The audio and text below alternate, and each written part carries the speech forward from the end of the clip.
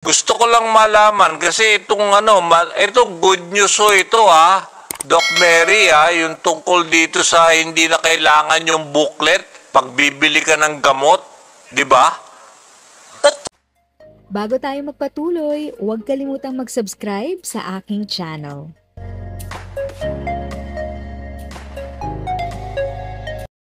Thank you sa pag-click ng aking video. Good day po sa lahat ng mga nanonood. Sa mga bagong viewers at napadaan lang, by the way, I'm Tita Eda. Welcome to my channel.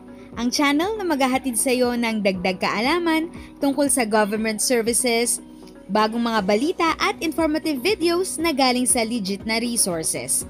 Mag-subscribe na para updated ka. Gusto ko lang malaman kasi ito good news ito Doc Mary yung tungkol dito sa hindi na kailangan yung booklet pag bibili ka ng gamot, di ba? Totoo yan. Actually, in-implement na natin yan noong December sa kadahilanan na naglabas naman na ang Department of Health niyan na hindi na nga kailangan ang booklet. Ang hinihingi lang sa butika ay yung prescription pad. No? Tama. Oo, at saka yung iyong ID. Yes, oo. Pero gusto ko rin sana, Doc, yung booklet sa pagbibili ka sa grocery, dapat wag na rin i-require yun sa mga senior citizens kasi dala-dala din yun eh. 'Di ba? Pag may mga binili ka mga items, kailangan pa para maka-avail ka pa ng let's say discount.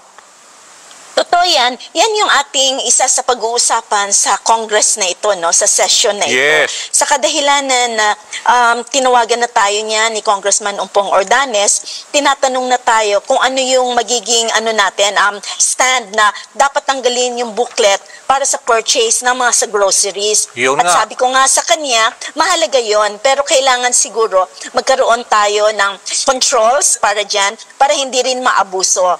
And yung pagpasok natin sa ating Digital Senior Citizen ID na bago lang natin na-launch, that would be a very good start.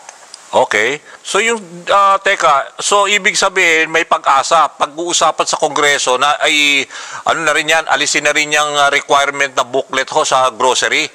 Para doon sa mga senior. Kasi very degrading sa mga senior.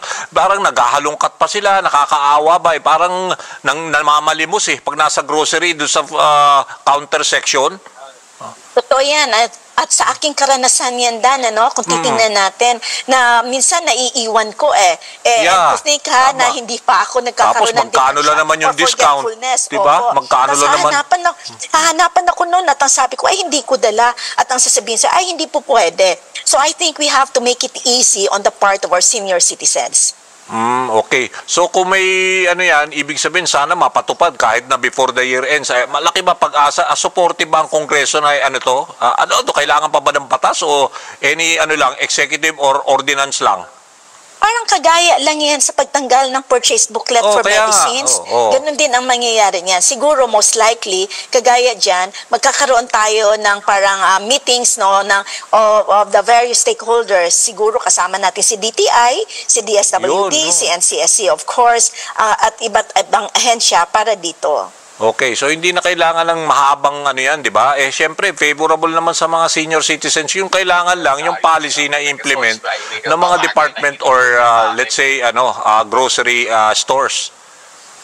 And so, yan yung ating tinitingnan na sana bago man mag-Christmas, magkaroon na naman tayong panibagong good news para sa ating mga older adults. If sa tingin mo, natulungan ka ng video ko na ito, nakasave ka sa oras mo, you can click yung thanks button at any amount ay malaking help sa pag-grow ng channel ko. Yun lang po muna ang aking update. Sana ay nakatulong na dagdag kaalaman ang aking shinare today.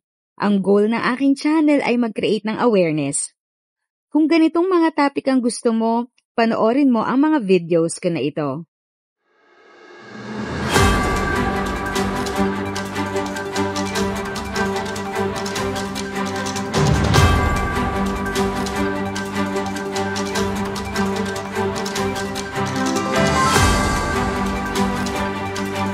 Thanks for watching! Kung may kapamilya, kaibigan o kakilala sa tingin mo ay magiging interesado sa video, please share or tag sila sa comment section. At syempre, if nagustuhan mo ang video, i-like mo na ito at subscribe ka na din.